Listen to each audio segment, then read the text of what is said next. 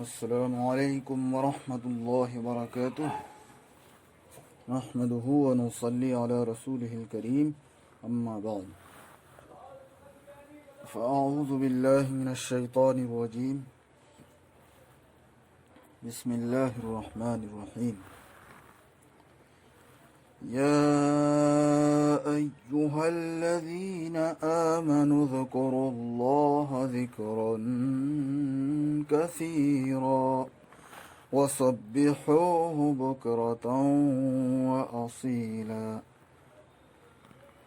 وقال تعالى ولذكر الله أكبر والله يعلم ما تصنعون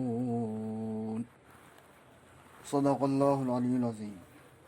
معزز سامعین کرام، قرآن پاک کی ان آیات کے اندر اللہ تعالیٰ نے یہ فرمایا ہے،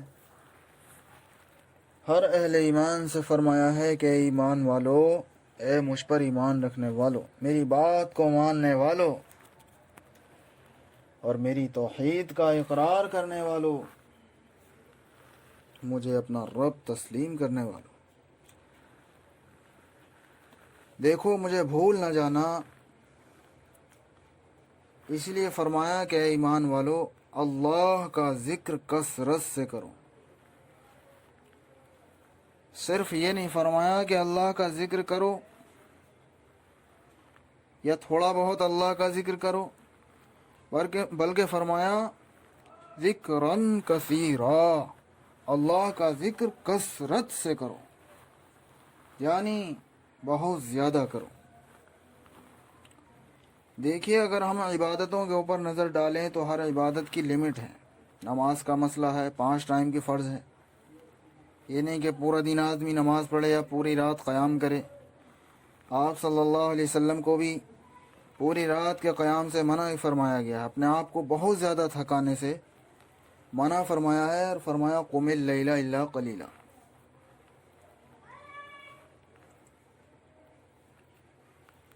روزے کا مسئلہ ہے کہ 1 مہینے کے رکھو، پورے سال روزہ رکھنے کا حکم نہیں، بلکہ رمضان کے 1 مہینے کے روزے رکھ لو۔ زکوٰۃ کا مسئلہ ہے تو کتنا مال دینا ہے اس کی بھی لمٹ ہے، یہ نہیں کہ سارا ہی مال اللہ کے راستے میں خرچ کر دو اور پھر ہاتھ پھیلاتے پھرو دوسروں کے سامنے، ایسا نہیں، بلکہ ہر چیز کی لمٹ بتا دی۔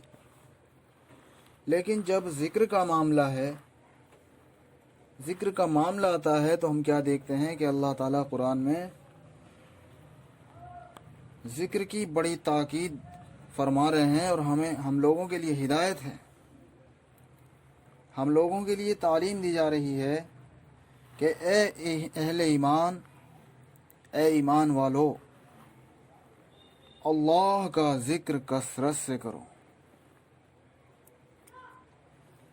وَلَذِكْرُ اللَّهِ اکبر، اور فرمایا کہ اللہ کا ذکر بہت بڑی چیز ہے۔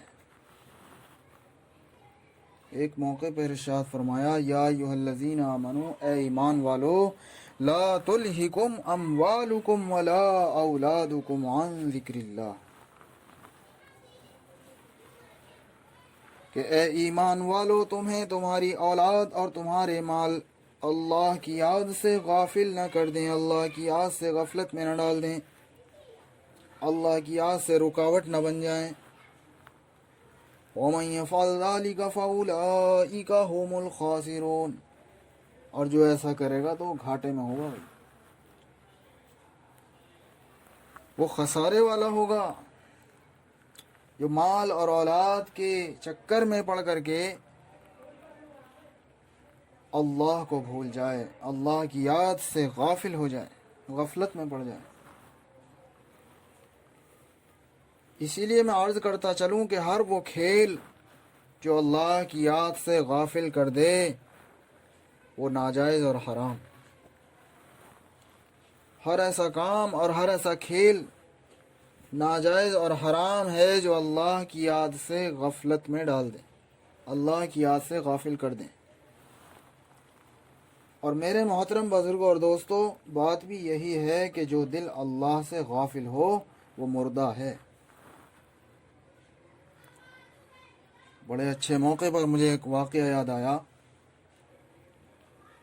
کہ ایک مرتبہ ایک شخص حضرت بایزید بسطامی رحمۃ اللہ علیہ، ایک بزرگ گزرے ہیں، ان سے ملاقات کے لیے نکلا، اپنے وطن سے چلا اور سفر کرتا ہوا ایک راستے میں ایک جگہ درخت کے سائے میں آرام کرنے لیٹ گیا۔ ابھی آرام کر رہا تھا کہ اس نے کیا دیکھا کہ دو چڑیاں آپس میں باتیں کر رہی ہیں، اور یہ شخص چڑیوں کی بولی جانتا تھا۔ اب آپ کہیں گے مولانا کیا مذاق کر رہے ہو، چڑیوں کی بولی جانتا تھا؟ تو میرے محترم بزرگوں دوستو، یہ کوئی مستباد بات نہیں ہے، قرآن پاک میں بھی اس کا ثبوت ہے، قرآن سے بھی ثابت ہے کہ حضرت سلیمان علیہ السلام کے بارے میں قرآن پاک میں ارشاد فرمایا وَعُلِّمْنَا مَنطِقَ الطَّيْرِ۔ حضرت سلیمان علیہ السلام نے فرمایا کہ ہمیں پرندوں کی بولی سکھائی گئی ہے۔ تو بہرحال وہ پرند کی بولی جانتا تھا، چڑیوں کی بولی جانتا تھا۔ الغرض ان میں سے ایک چڑیا دوسری چڑیا سے کیا کہہ رہی تھی؟ وہ کہہ رہی تھی کہ معلوم ہے یہ آدمی جو درخت کے نیچے ہے کہاں جا رہا ہے؟ دوسری چڑیا نے کہا یہ بایزید بسطامی رحمت اللہ علیہ کے پاس جا رہا ہے۔ تو دوسری چڑیا نے کہا کہ ان کا تو انتقال ہو گیا۔ اس چڑیا نے کہا کہ ان کا تو انتقال ہو گیا ہے۔ یہ شخص یہ بات سن کر پریشان ہوا اور واپسی کا ارادہ اس نے کر لیا کہ اب جانے سے کیا فائدہ، ارے جو مقصد تھا وہ تو ختم۔ لیکن پھر اس کے ذہن میں آیا، پھر اس نے سوچا کہ جب نکلا ہی ہوں تو جا کر زیارت کیوں نہ کر لوں۔ پھر آگے سفر جاری رکھا اور بایزید بسطامی رحمت اللہ علیہ کے پاس یہ پہنچا تو دیکھا کہ وہ تو با حیات ہیں، وہ تو زندہ بیٹھے ہوئے ہیں۔ اور چڑیا نے کہا کیا کہا تھا کہ ان کا تو انتقال ہو گیا۔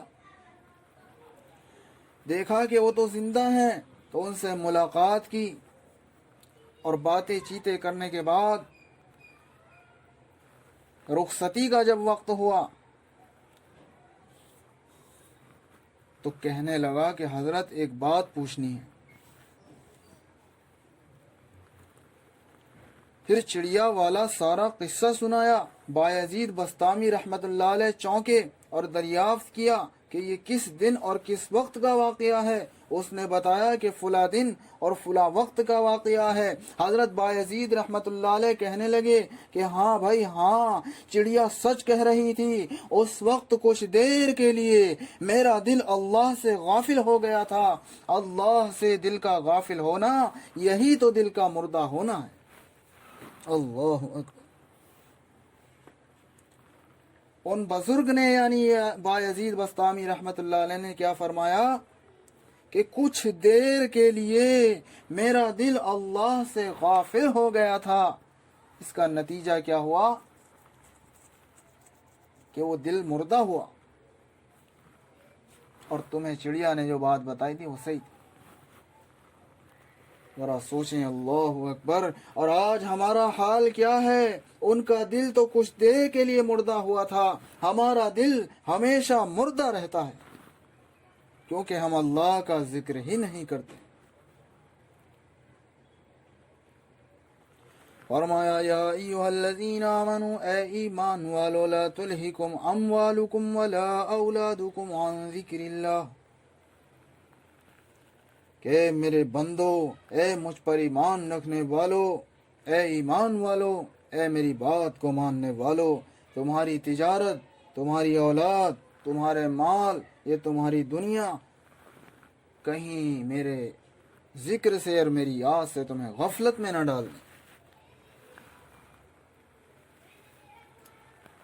اگر تم غفلت میں پڑ گئے، اگر تم نے ایسا کیا تو فرمایا وَمَن يَفْعَلْ ذَلِكَ فَأُولَٰئِكَ هُمُ الْخَاسِرُونَ، یہ تمہارے لیے یہ بات گھاٹے کی بات ہوگی، خسارے کی بات ہوگی، نقصان کی بات ہوگی۔ یہ خسارے والے ہیں جو جن کے ساتھ ایسا معاملہ ہے۔ जो तिजारत में पढ़ करके, औलाद में लग करके और दिन और रात कमाई में लग करके अल्लाह को भूले हुए हैं, गफलत में पड़े हुए हैं, या दौलत का नशा है, या शराब का नशा है, या दुनिया का नशा है, या इज़्ज़त व जाह व जलाल का नशा है, जाह व हशमत का नशा है, तो ये तमाम नशे जो हैं गफलत में डालने वाले हैं और ऐसे लोग खसारे वाले।